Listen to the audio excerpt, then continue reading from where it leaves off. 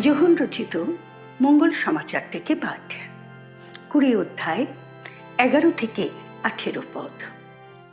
মারিয়া কিন্তু সেখানে সমাধি গুহার বাইরে দাঁড়িয়ে রইলেন। তিনি তখন কাঁদছিলেন। এক সময় কাঁদতে কাঁদতে তিনি নিচু হয়ে সমাধি গুহার ভিতরে তাকিয়ে দেখলেন।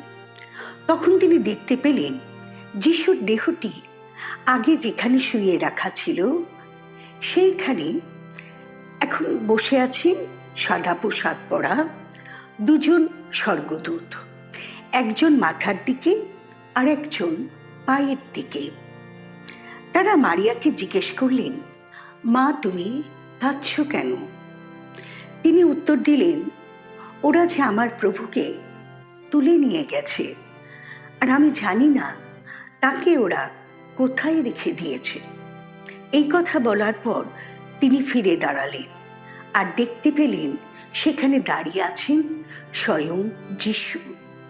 তবে তিনি যে যিশু তিনি কিন্তু তা তখন বুঝতে পারলেন না। যিশু তাকে বললেন, মা, কাঁদছ কেন? তাকে খুঁজছ তুমি? তাকে বাগানের মালি মনে করে মারিয়া বললেন, দেখুন, আপনি যদি তাকে অন্য কোথাও নিয়ে গিয়ে থাকেন তবে দয়া করে বলুন কোথায় রেখেছেন তাকে, আমি নিজে গিয়ে তাকে তুলে নিয়ে আসব। তখন যিশু তাকে বললেন, মারিয়া। তার দিকে ফিরে মারিয়া এবার বলে উঠলেন, রাব্বুনি। এই হিব্রু শব্দটির অর্থ হল গুরুদেব। যিশু তাকে বললেন, মা, অমন করে আঁকড়ে ধরো না। আমি তো এখনো ঊর্ধ্বলোকে পিতার কাছে যাইনি।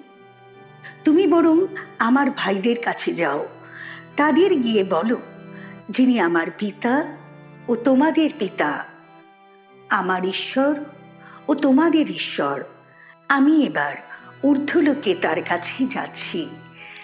তাই মাগদালার মারিয়া শিষ্যদের কাছে গিয়ে জানালেন, আমি প্রভুকে দেখেছি। আর যিশু তাকে যে কথা বলেছিলেন তাও তিনি তাদের জানালেন। প্রভুর বাণী।